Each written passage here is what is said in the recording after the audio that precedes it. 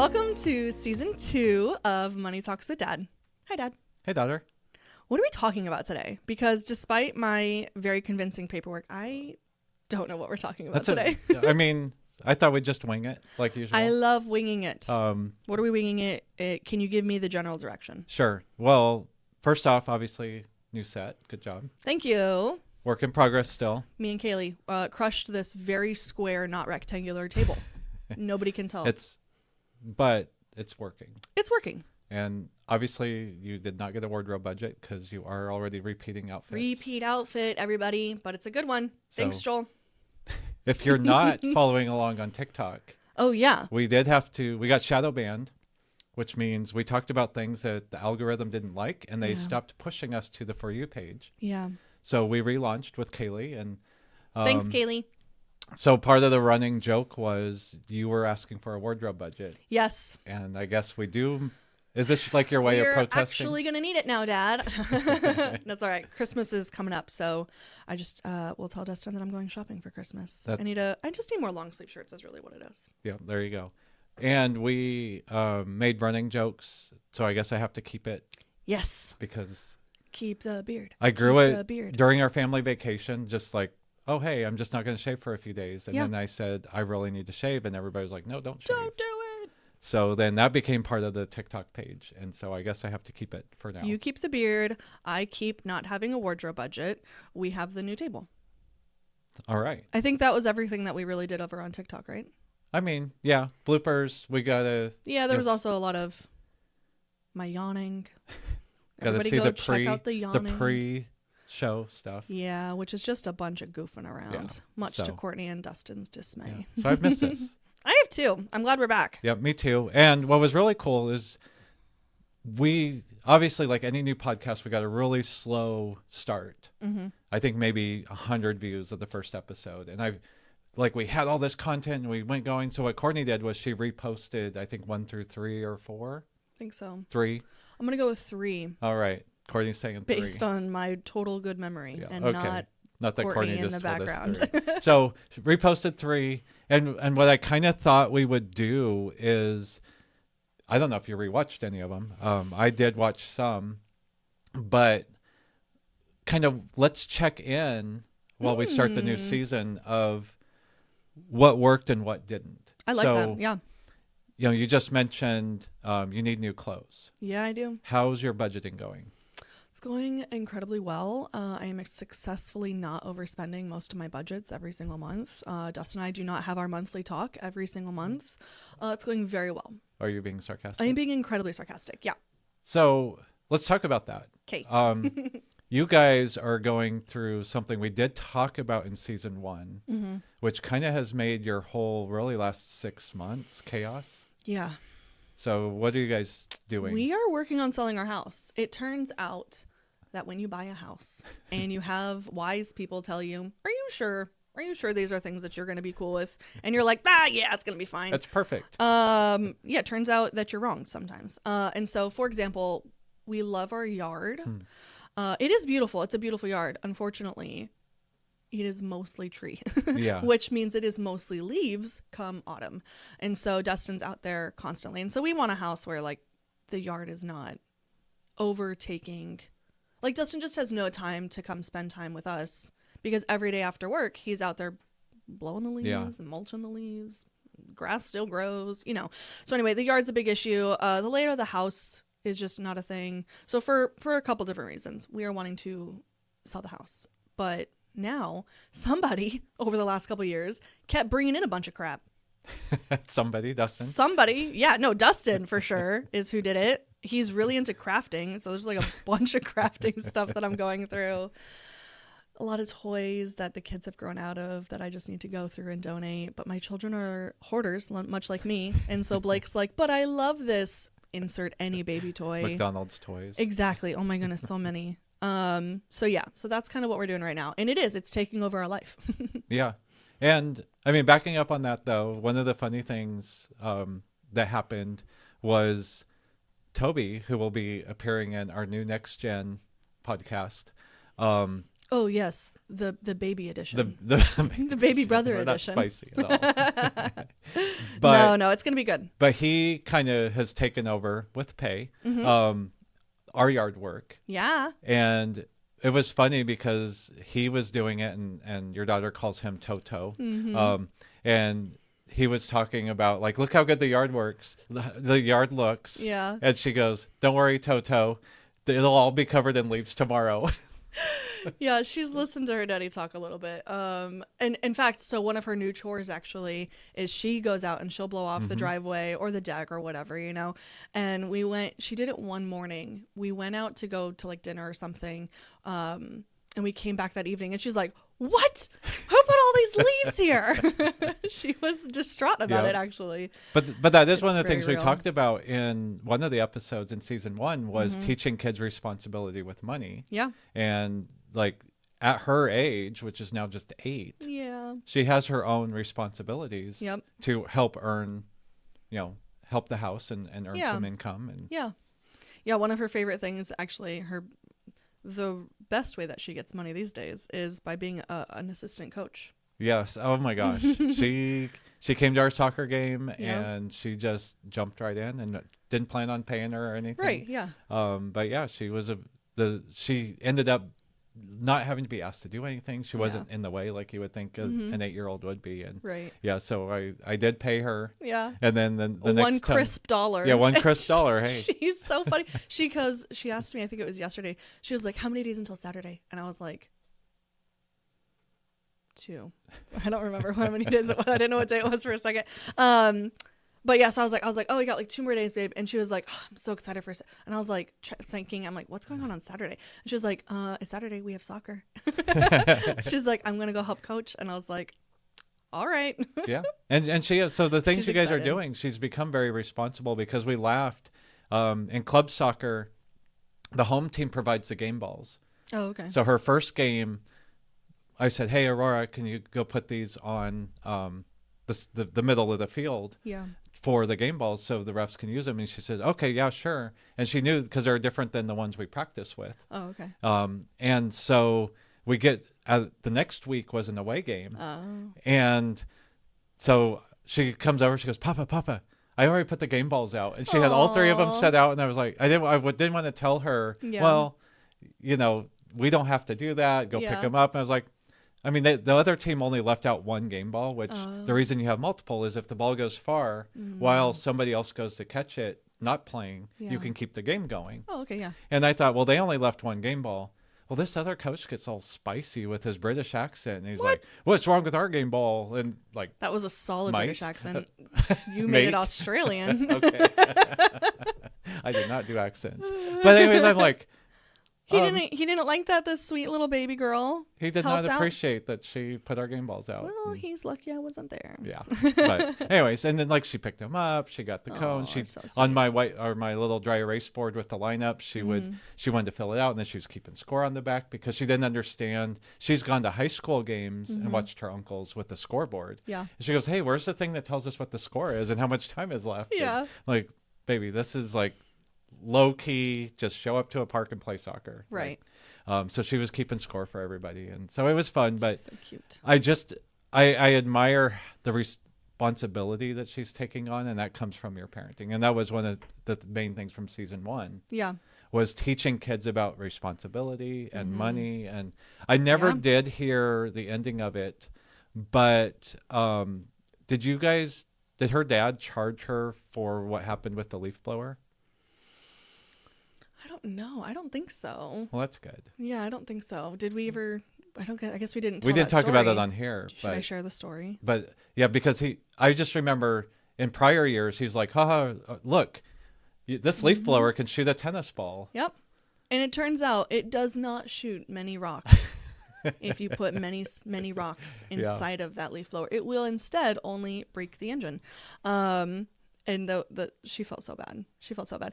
I think maybe it might have all just like lined up properly, but I think that now it's her job to use said new leaf blower to go blow off the driveway. Okay. So more of a natural consequence, maybe There you than go. than Yeah. a discipline. Every day she comes home, she has to blow up the driveway. So no, I thought that was really important from Yeah. season 1.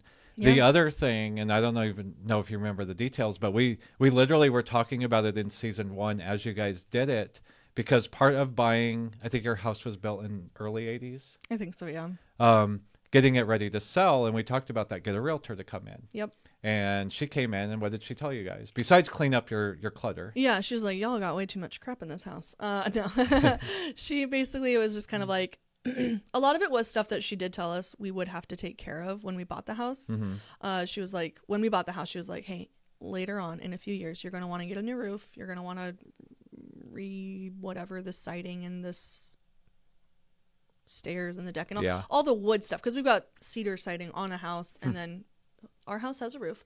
And so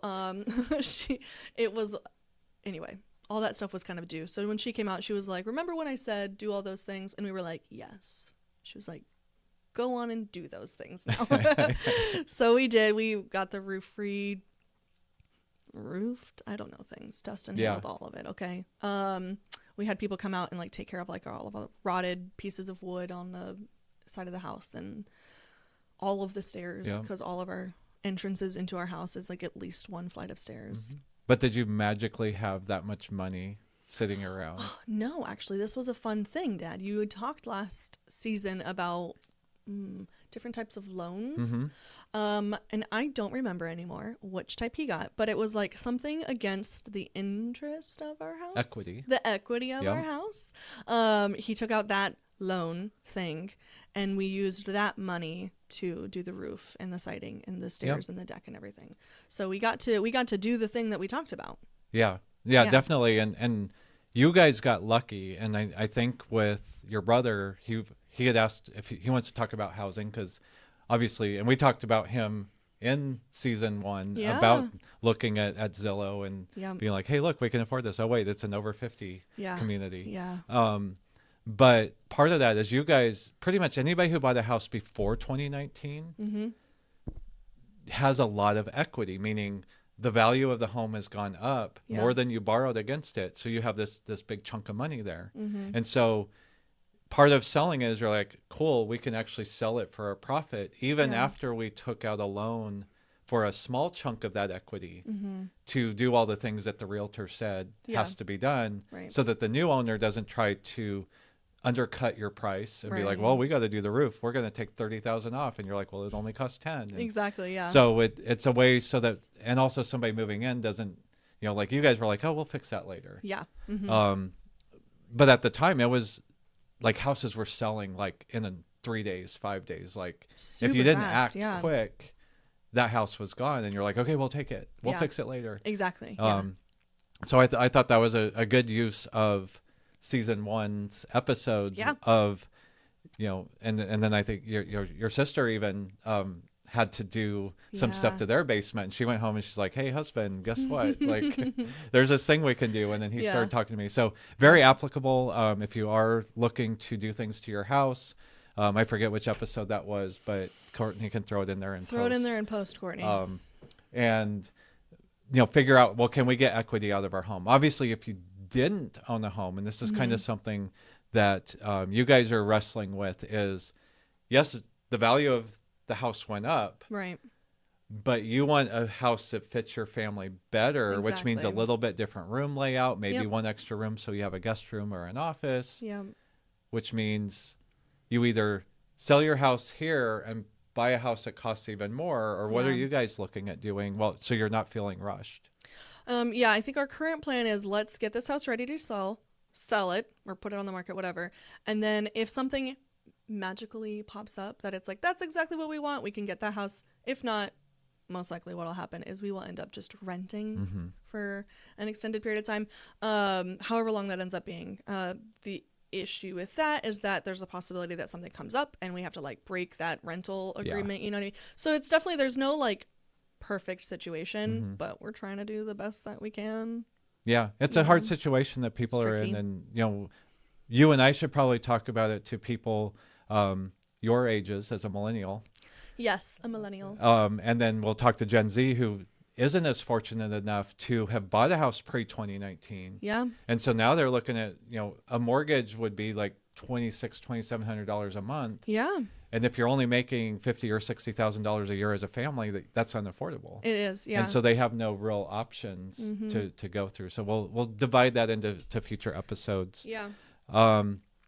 So you had your equity loans that you took. I think it was actually a second mortgage because that was a little bit more flexible and better rates. Yes. Home equity loans are a little bit more strict, and they want to see estimates and things like that. And that's so all Dustin. I don't know. the second mortgage was there. Kind of let's go back. Has it been a point of conflict that you're not doing? Because one of the things I love that you did, and we talked almost a whole episode about, was your weekly meetings to kind of reset both budgeting and then schedule and life and Bible and everything. Everything. Has that been a point of stress? Because you guys are doing like one of the most stressful things a couple can go through. Yeah, I know, right? So when we first got married, right? I mean, just touching on that. When we first got married, we moved across the country. We bought a house. We did all the things. I feel like we got all the stressful things done very early on in our marriage. And now here we are 10 years in, and now we're selling a house, and I'm like, another stressful thing. But yeah, it is. The biggest thing is just that, like, life is really expensive right now. Like, it really is. And so it's like, we've got our grocery budget, for example, and this is where it just gets tricky. Like, I will find myself near the end of the month being like, okay, well, we're out of grocery money. Sadly, we still need to eat. And my kids still want snacks, even though I tell them, children, we don't have money for snacks, right? Yeah, the struggle, I guess, is more so like, things are so expensive and we're budgeting what feels like appropriately. And so inevitably we go over on the budget, and then that becomes kind of like, it's hard when it's like we want to save more money so that we have more money to put down on the next house, but we cannot save the money because we're already spending the money, if that makes sense. Yeah. It becomes a bit of a stressor.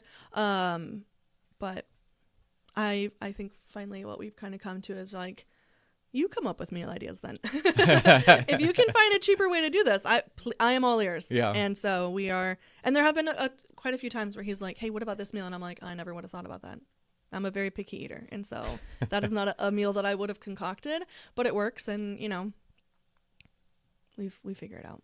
Yeah. We've reached out to other friends, and I've been like, what are you guys doing? What are your cheap meals? You know, cheap meals. Shepherd's pie. Cheat. Shepherd's pie is a good one. Yep. Quesadillas. Yeah. You know. Yeah, we're kind of the opposite. And I don't really want to do a third podcast called Old Gen. But one of the things I was thinking of as I was trying to organize what we want to talk about for season 2, because I always try to gather the things that you guys have asked us. Yeah. One of the weird transitions that we've had to go through, and really I look at it as August was kind of like, oh my gosh, we're empty nesters. Yeah. We've had kids at home for 27, well, I won't tell people. Yeah, Dad, please. More than 27 years. And, we have, the old gen and the next gen. And yep.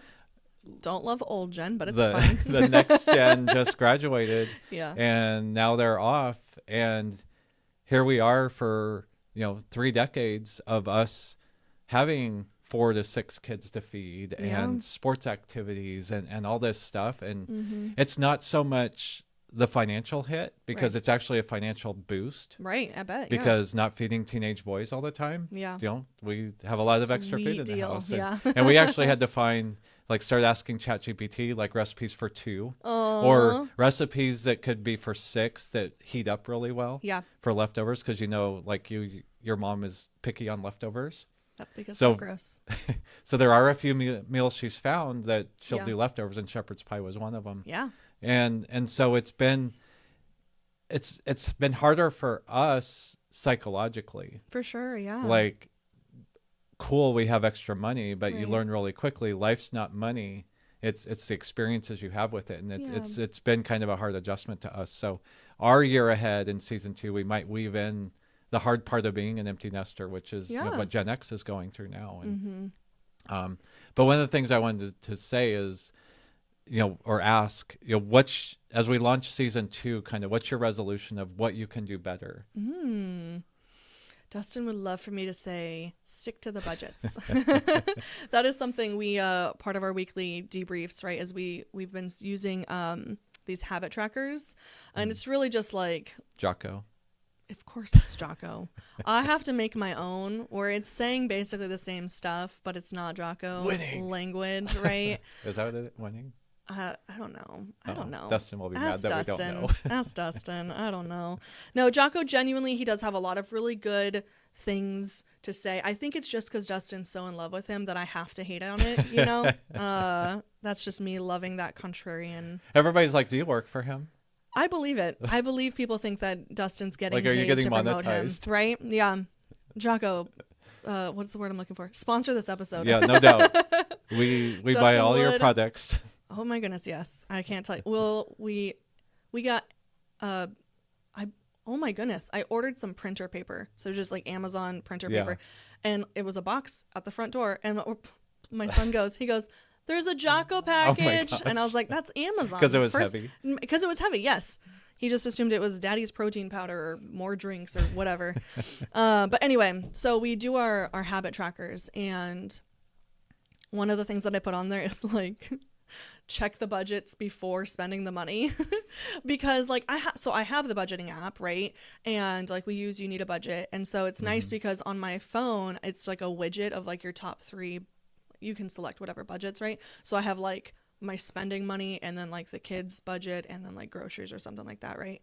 And so as long as I check the budget first, so I can be like, okay, I have this much money that I can spend on the kids as I go into this store. That way, inevitably, when they're like, can I get this? Can I get that? I can be like, we only have this much money to spend. And then next time I can be like, no, you already spent that money.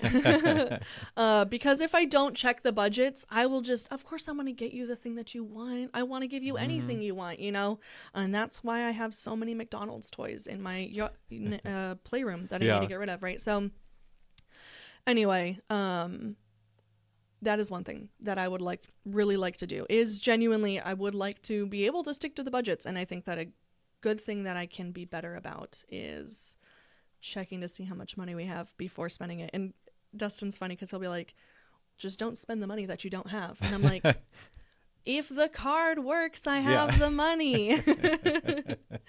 Evidently not. But yeah. Cool. Yeah. What's your goal, Dad?